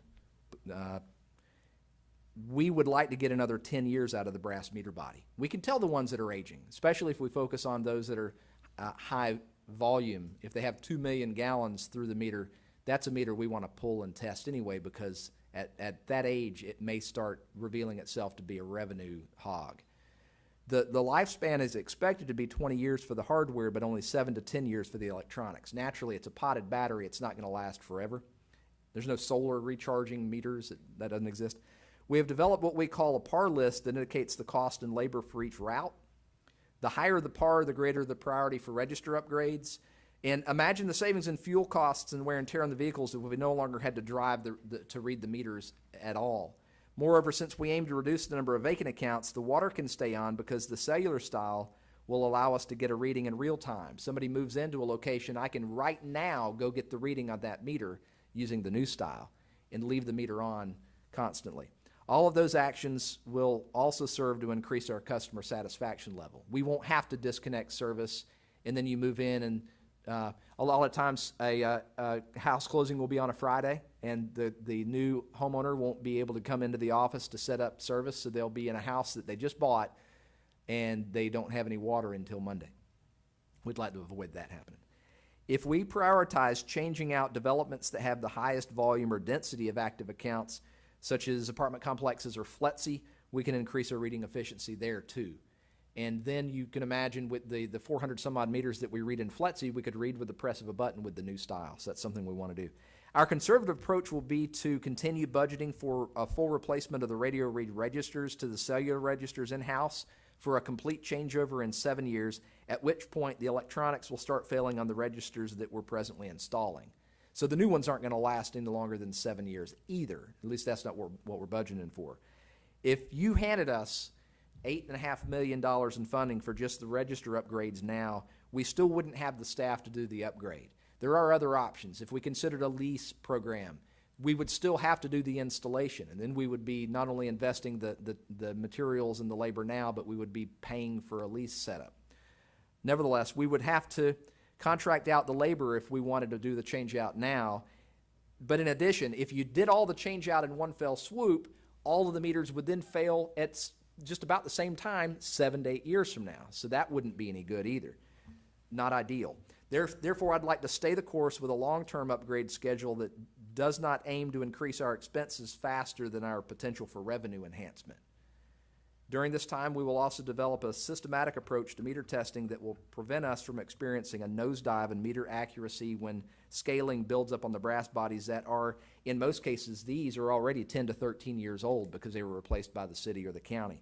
However, we're going to be more careful to ensure that we don't spend more on the meter testing than the potential revenue gained by correcting the loss in accuracy. if I had to spend $1 to make a dime, that doesn't make any sense either. But, so that's the crux of the matter is, yes, over time, these are going to fail, and they're going to fail in a consistent manner because of the age of the battery, but the meter itself may be in good shape. We can continue retrofitting, just like Legos, the piece on the top and leave the brass in the ground. So what you're saying is that you're not gonna change out the old meters, the radio reading meters, all one full swoop. You're gonna phase it in, Correct, yes, sir. and that means phase it in when they fail or when their time limit is up. Yes, sir. And Or some people gonna still have the radio reading meters. correct, yes, sir. And ideally, if it's time and money. We don't have the staff now to be able to do more than 50 per month. But they still gotta ride by and read the meters, right? They're already riding by, yes, sir. The time that it takes to read an entire route might be 2 hours, but it might take you 15 minutes to change out each meter. So it is time consuming, and we dedicate one staff member in particular, because he's the fastest, to going through and changing out. And we count on 50 per month, but we need to be doing about 50 per week. So that's going to increase over time. And especially once we change out the ones that have to be manually read now, those 2,000, then that number you would think would shrink to nothing, but because of the age of the old units that we have the bulk of, 27,000, we continue to have new meters die on a regular basis as well. Not new meters, let me rephrase that. We have a new list of the old meters that are dying that we have to replace as well. So When will the manual reading meters be changed out? we have those 2,000. That's what I'm speaking of. The ones that have died and we're having to read manually. We're actively changing those out now. We change those out regularly every day. But as I say, if I told you it was a 2,000 stagnant, that'd be untrue, because the truth is, if I change out 50 this week, I'm going to have a new 50 next week because of the age of these. Yeah, if we have 2,000 meters that are manual read right now, Yes, sir. if we change out 50 of them in a week, We we'll only have can barely keep up. 1,950 left after that. Yes, sir. But So we next should week be I'll getting get them down more. to zero. But as we go through that number, we get a fresh batch of those that have died and that we need to change those out. How did we select Metron? I wasn't in a position to have made any contribution to that decision. John may have more to say about that than I could. There's obviously many options on the market, and that at the time was the most viable option. And they only have a 7 to 8 year life? That's typical, yes, sir, because of the battery. On the electronics, not on the non-electronic. They can warranty We the can change out the brass electronics longer. after 8 years. Yes, sir. Commissioner, the process that Jay is describing actually started 2 years ago. We were having some problems with Badger, both in terms of price increases, delivery problems with them, and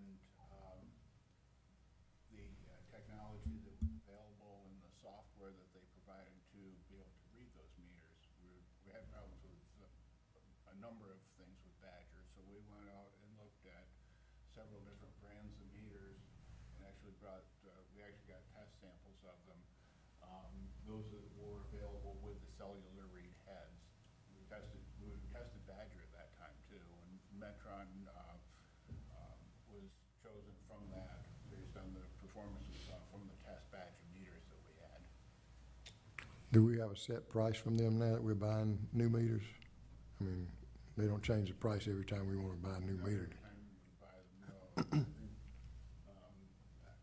believe when we order in batches of 5, we order batches of 500, but only take delivery as necessary of those. Okay. So that gives us a relatively fixed price at a discount that's worth taking. Do we meter test the large meters? No, sir, we presently do not. We don't? No, sir. That has been discussed, and we're looking at whether we invest in crews to do that, or whether we try to contract those large commercial meters out.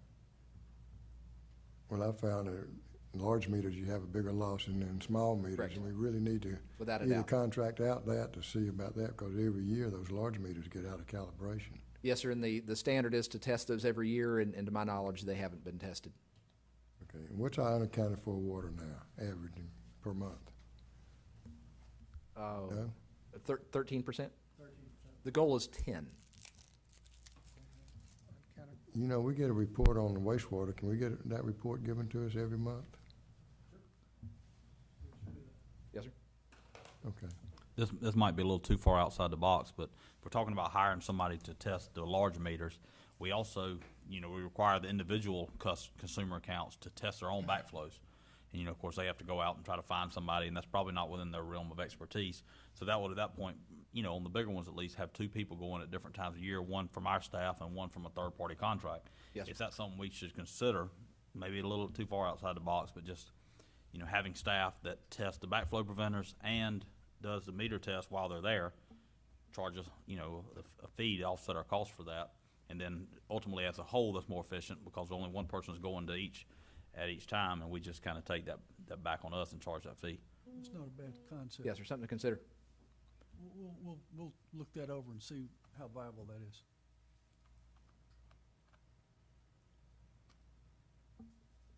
Anything else? No, sir. Okay. Thank you very much.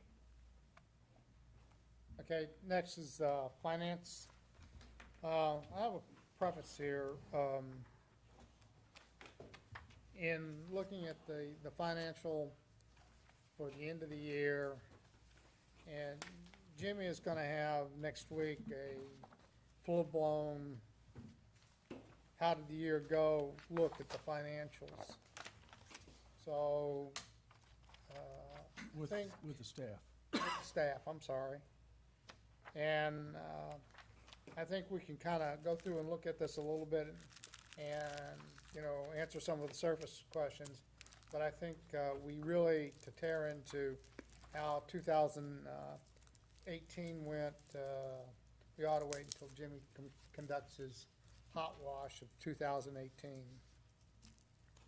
for the financial portion of it.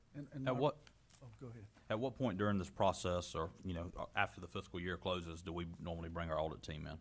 Audit team is coming the end of August. End of August, okay. And the accounts payable will remain open for 2018 until the auditors arrive, correct? Until just shortly. Shortly after. Actually, the audit process is already, the audit process actually starts in May when we start getting together the confirmation letters that need to go out at the end of the year and that type of thing. We do audit test counts on the last day of the year. The auditors come and do the test counts, and then we have a laundry list of things that we need to prepare and start sending electronically to the auditors. So their field work will actually begin the end of August. They'll actually be here for a couple of weeks, but they've already accumulated and documented a lot of the materials. I realize we don't have, currently have a finance committee in place, but maybe just a recommendation, but that we have a small team from the commission perspective that, has a conversation and meets with the audit committee kind of while they're on site. I at least for one would like to have a conversation with them while they're on site and just be able to ask them some questions before, about their means and their processes before they actually, complete their result, and it's too late. So I don't know if that's something anybody else has interest in or not, but I would like to, when they get on site, at least be able to have a conversation with the auditors. We'll set it up. I don't have a problem. We don't really have committees now because you have a committee, they Sure. ask a bunch of questions, then we come in here with the full commission, and everybody else who wasn't in the committee asks the same kind of questions. And fair enough. I don't mean, even for a standing committee or for there to be an official committee. I just think that Yeah. I personally would like to be able to have a conversation with the auditors Well, before they wrap their work up, and if anybody We'll else has set got something interest. up And and invite all the commissioners. It may have to be an open meeting. We you can do know, that too. If there was that much interest in the pre-audit committee, that's what we'll do.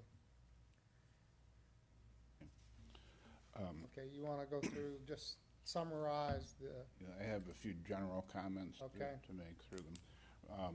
First of all, these numbers are for the fiscal year ending June. There were a couple of questions about annualizing the numbers and so on. I purposely left those out in this month's report because it is end of the year. So the last 3 months, those have been on the financials, and they'll resume again in July once we get into the new fiscal year. These statements also don't include any encumbrances in these reports that you've previously seen, because at the end of the year, all encumbrances are closed out. There is no carryover of funds from one year to the next in any of the divisions, with the exception of ongoing projects that cross over fiscal years simply because of the nature of the project. However, there are notes in the statements that you got that we have $230,000 of encumbrances for vehicles that are where the vehicles have been ordered, but because of time lag in getting the properly spec'd vehicles and delivery of them and so on, those vehicles won't be delivered by, or weren't delivered by June 30th, and they weren't invoiced by June 30th. Therefore, we can't record them as assets or purchase of assets in the June 30th year under accounting rules. So we'll have to have some workaround for for those vehicles that are on order when they do come in.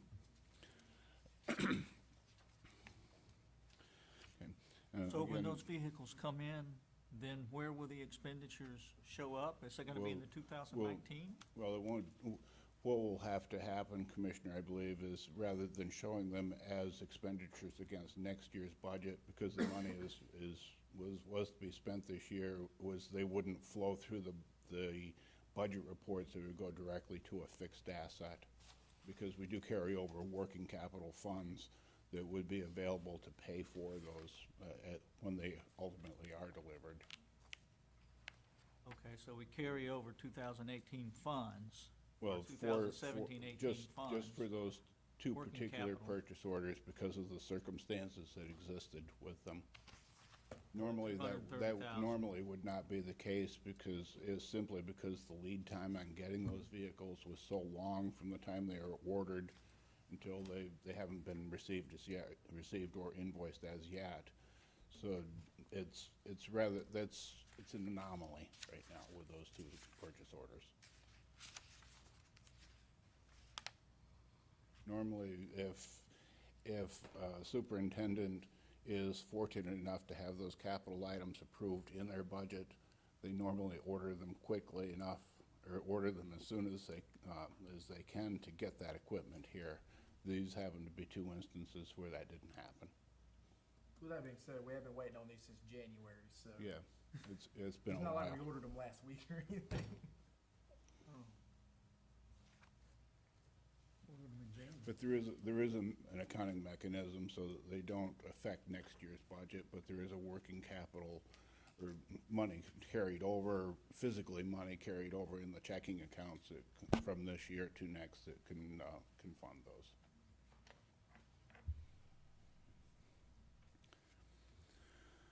Okay. Just a couple of general comments on the balance sheet, which is the first statement. Under current assets, you'll see the accounts receivable last year, and those accounts receivable are recorded at net of an allowance for doubtful accounts. The reason I want to talk about that, because on the financial statements themselves, you'll see that there's in excess of $1 million of bad debt recorded this year. And Mr. Sellers alluded some to the collection and the write-off of that debt. If you turn 2 pages further into the statements, you'll see a summary of our accounts receivable.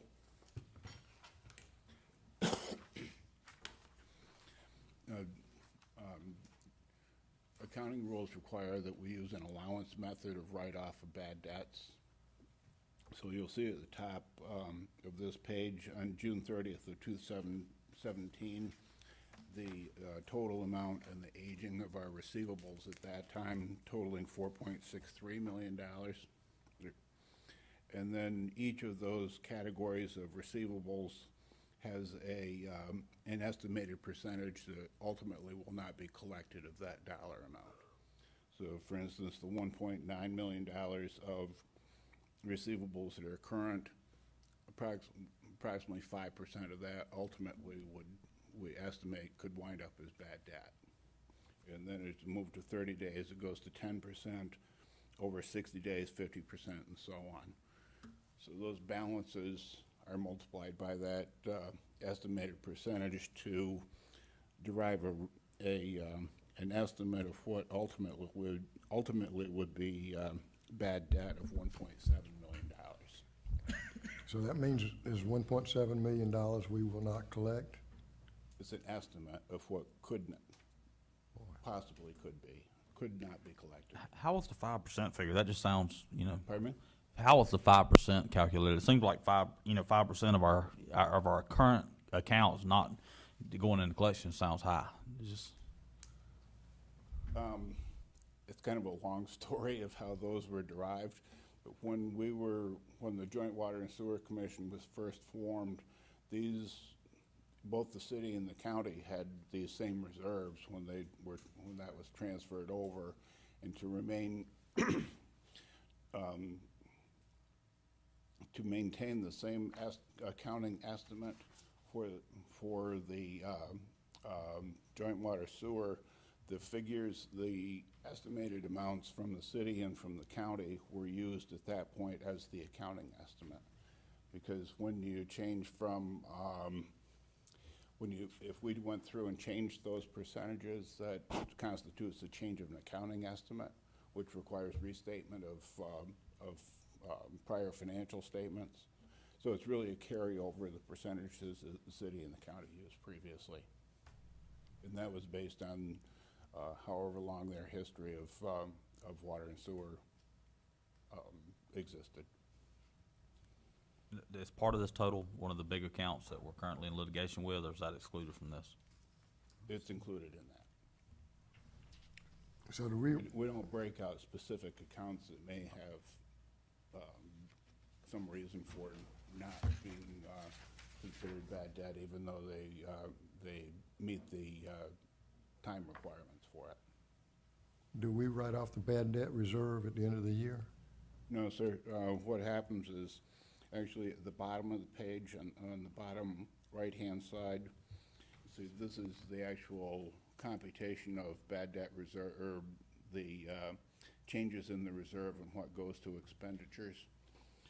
We have to take the beginning bad debt reserve, and then when bad debts actually are taken out of accounts receivable, they're taken out of the reserve at the same time, so the net accounts receivable stay the same, and then those go to collection and they're written off from our books.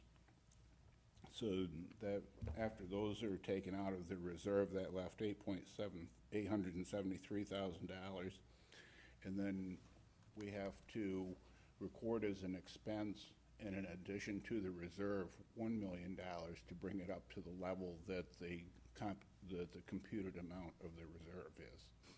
So in all of that being said, when you see $1.1 million of expense recorded in the financial statements, that doesn't mean that $1.1 million of debt was written off from the books.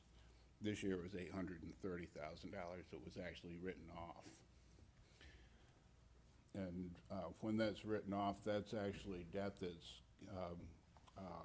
conveyed over to our collection agency, so there may be ultimate collection of that from them and a remittance back to us for that collected debt. That's recorded as a recovery of bad debt in the revenue sections. So the bad debt expense you see on the financial statements is driven as much by the dollar amount and the aging level of our accounts receivable as it is actual debt written off in the books. So all of those things play in together. So when I think of reserves, I think of real money. Yes. It's actually deposited somewhere.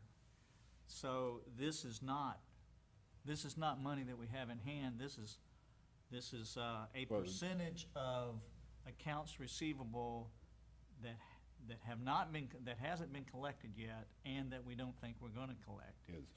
And- Actually, it was. But we call it a reserve. We really need to, I really need to change that to an allowance for doubtful Allowance. accounts. Yeah, allowance for bad debt. That's a better description of that. It doesn't show up in the other reserves. No, does sir, it? no.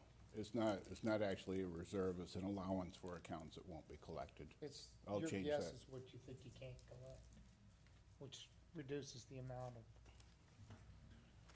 assets.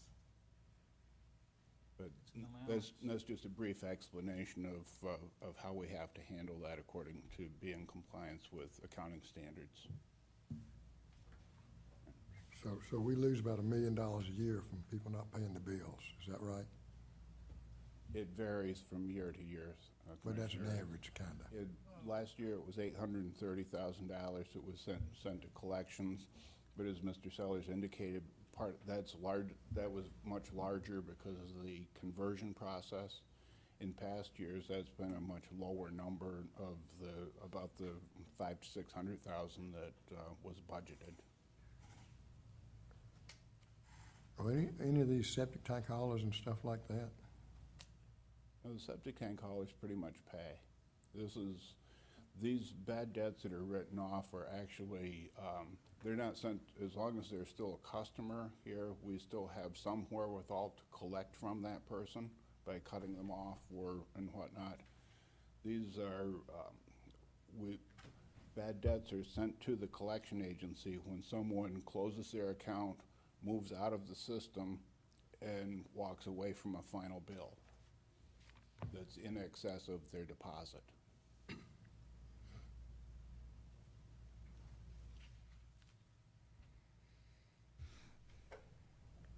It's kind of a long discussion on bad debts, but I wanted to go through that process with you because it does show a very large number for bad debt expense this year on the revenue and expense statement. Things we've done that should change next year. Hopefully, as the receivables go down, so goes down that reserve, which then reduces the amount of bad debt that's written off. So as we collect on that, as we start bringing those receivables down, a couple of other accounts start going down as well. Accrued salaries and vacations, that's the amount of vacation PTO people have built up on the books currently? Yes, sir. The accrued salaries are the salaries that were earned during June, but the last few days of June, but not paid until July of 2018. And that's an audit adjustment that's, right now it's sitting on my desk waiting to be made. It hasn't been made on this yet. How is it the exact same amount from 2 years in a row? Just the adjustment hasn't been made for June 30th of 18 yet. Okay. That's not, we've You just made, carried a placeholder. we've made a few of the audit adjustments, but we still have a number of them left to go. Okay, so you just carried a placeholder basically? Yes, it's the same number left from last year carried forward. Okay, I got you. The same is true for accrued vacations. The computations are largely done for it, but these are the numbers as of a week ago today. So we've prepared entries but haven't booked them as yet for year-end purposes. So these numbers that you're seeing on these statements are definitely going to change in the audit report. So this is preliminary numbers that we used to start with to make the year-end adjustments. If we look back on the balance sheet, the accounts receivable that's listed there then, the $2.5 million, that has not been reduced by the allowance for bad debts. Yes, That's the yes, gross sir. number. No, or it has been reduced. that's the net. That's the net. Yes, that's the accounts receivable less the allowance for bad debts. And there's another, there's approximately $400,000 of SPLOST money that was received in July that was actually collections from May and June. So that's a combination of a few things. And the allowance for bad debt doesn't show up anywhere on the balance sheet. It shows up, we take the total receivables of the $4 million and subtract the allowance from that to get a net number to show up here. Yeah, the net number shows up, but we don't, it doesn't Give- show up anywhere else. Yes, give it, no, it doesn't show up anywhere else. Except on this report, this page 3. He's got What it can do is a parenthetically, balance sheet sometimes, depends on how you do it, but sometimes when you have a more detailed balance sheet, you would show that allowance for, yeah, and he Allowance. didn't, in he most, just netted it. actually, after that, after the accounts receivable, it technically should show parenthetically net of allowance for doubtful accounts of X dollars, X number of dollars. I can add that level of detail into that description. Okay. We need to kind of go into executive session here, Okay. because we have some things to talk about. One thing I wanted to note on a question earlier, and we can talk about it, but it shows here that the total gallons that we produced in water production was 2.8 million gallons, I guess, 1,000 gallons, a lot of things. Yeah, And then that the would be other good. number that we actually billed was 2.26, which is 20%. So you used the term 13% is the unaccounted for water, correct? The difference there is this is the total amount of production, Uh-huh. and this is only the billed amount of water. We do measure, we have unbilled amounts of water for the self-use, such as the sewer plants and the lift stations have meters on them, but it's not billed water. Uh-huh. We have other flushing of systems Okay. that is metered but not billed. Okay. For future reference, I want you to capture that. So we're currently in discussions with a client or an organization over what is the water loss. And I want to have a number that you Okay. can point to and says, this is what, we accept as a water loss number. Okay. Okay.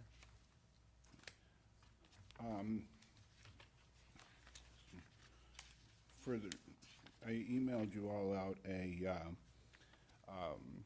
narrative of some of the changes in the revenue and expense statements, and those are where there were particularly large items. I noted those in there.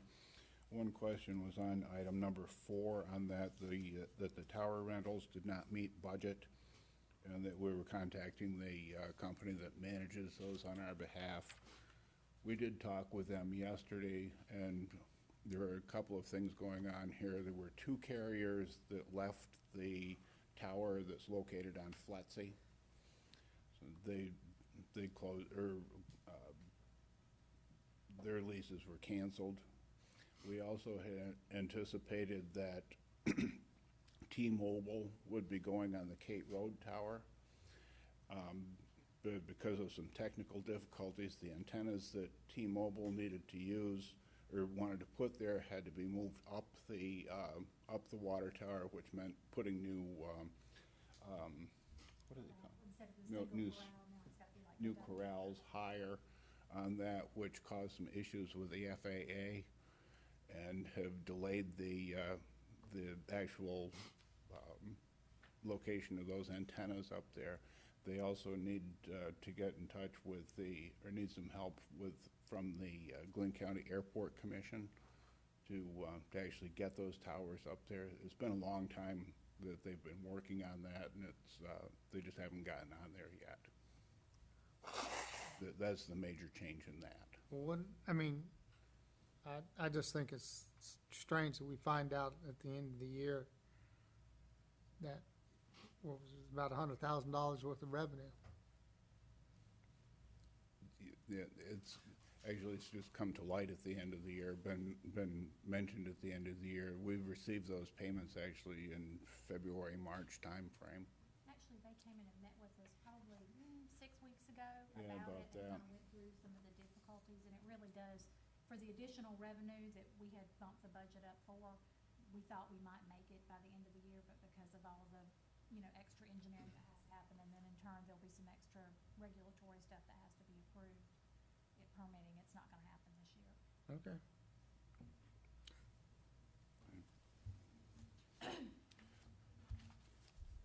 Certainly, if anyone has questions on this, I'm happy to answer any of them. If you want to give me a call or email me. I've got a question on those, notes. Number 14, says the all stars disposal is over budget by $211,000 due to the condition of the sludge dryer at Academy Creek. Can you explain that for me? Beginning of the year, the sludge dryer was down, and we were having to landfill sludge directly from the press, which, when they did the budgeting process last year, was not taken into account. We got it back running now, and if you look at the monthly charges, it has decreased, but it just got behind at the start of the year.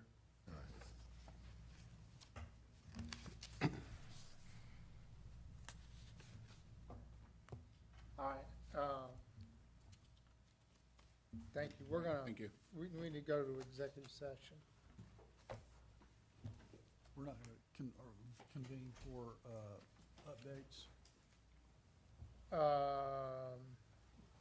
Yeah, go ahead and Well, quick. I did have one that's kind of important. Okay, go. I actually have wanted to notify the commission that we have a celebrity in our midst.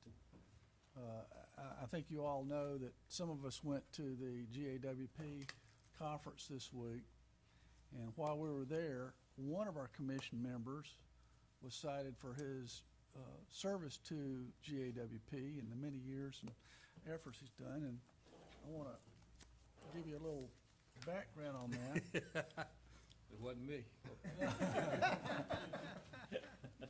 But Commissioner Ben Turnipseed was awarded the Hugh Wyckoff Award. And a little background on that. He's a professor at Wyckoff, taught the first Georgia Waterworks Operator short school in 1932. He was the class which started the association. As such, the Professor Wyckoff is a charter member of GAWP, and he continued to hold leadership positions throughout his life. The purpose of the award is to encourage active and sustaining participation in the Georgia Association of Water Professionals, to recognize the application of increased knowledge to the service of the water supply and water pollution control in Georgia communities and industries, and to recognize outstanding accomplishment and promotion of the association. This award may be conferred upon a member of the association who has rendered unusual or outstanding service in planning, promoting, or assisting in the conduct of the Georgia Association of Water Professionals. And just as a little reference, I was able to snag a copy of our commissioner's bio, and I think I'll read that out to you real quickly. Ben is the chairman of Turnipseed Engineers, which he established and has been working for the last 40 years. Prior to Turnipseed Engineers, Ben was employed through college and for 9 years by 3 different firms involved in water and wastewater. Ben holds a Bachelor of Civil Engineering from Georgia Institute of Technology, Georgia Tech, and a cooperative degree. He is a registered professional engineer in the states of Georgia, South Carolina, Alabama, Tennessee, and Montana. Ben is a WEF Life member. WEF is the Water Environment Federation. It's a trade organization for water and sewer utilities. As an ASCE Life member, an AWWA, American Waterworks Association Life member, and a GAWP Life member. He doesn't look 125 years old, does he? This is their writing, not me, Ben. In his free time, Ben enjoys weightlifting, golf, bike riding, and reading. His greatest accomplishment is marrying his wife and having 4 children. And they include, for the award winners, words of advice. And Ben's words of advice: show respect and consideration to everyone, be available to meet others' needs, always be on time, learn something new every day, understand God is in ultimate control. But I thought you guys ought to know we have a celebrity, and he deserves a round of applause for all of it. I've got copies of page 41 where it talks about all this, so if anybody wants an autographed copy, he's here today. Thank you. Can I have a motion to go into executive session? I'll make a second. All right, all in favor, please raise your right hand. Personnel. Personnel, yes. So, we need to go ahead and go on back to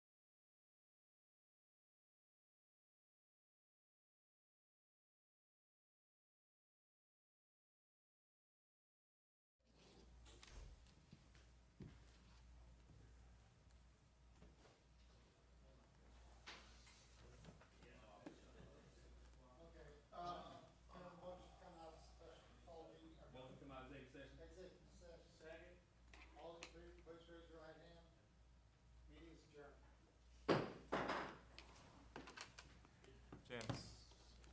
Oh, you got it. Mr. Chairman, don't leave. We need your signatures. 3 of them, as a matter of fact. No, she's got more stuff. And she's got more. So we got about- I need 3. Good evening, congrats again.